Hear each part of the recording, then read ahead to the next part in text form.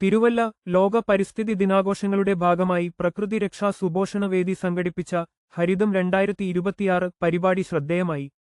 കുറ്റൂർ ഗ്രാമപഞ്ചായത്തിലെ ഹരിതകർമ്മ സേനാംഗങ്ങളെ ആദരിക്കുന്നതിനായി കുറ്റൂർ പഞ്ചായത്ത് കമ്മ്യൂണിറ്റി സെന്ററിൽ സംഘടിപ്പിച്ച ചടങ്ങ് ഡോക്ടർ ജിതേഷ് ജി ഉദ്ഘാടനം ചെയ്തു. കുറ്റൂർ ഗ്രാമപഞ്ചായത്ത് പ്രസിഡന്റ് പ്രസന്ന സതീഷ് അധ്യക്ഷത വഹിച്ച ചടങ്ങിൽ പ്രകൃതി രക്ഷാ സുപോഷണവേദി സംസ്ഥാന രക്ഷാധികാരി AR മോഹനൻ മുഖ്യപ്രഭാഷണം നിർവഹിച്ചു.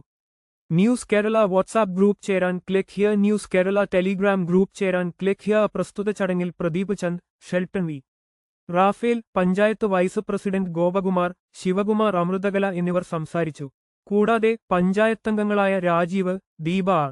നായർ, പുഷ്പകുമാരി, ശോശാമ്മ കുരുവിള, രാജലക്ഷ്മി, അജിത, അനുപമ, രാഗേഷ്, ജില്ലാ നാരീശക്തി കോർഡിനേറ്റർ ബിന്ദു സജീവ് എന്നിവർ ചടങ്ങിൽ പങ്കെടുത്തു സംസാരിച്ചു.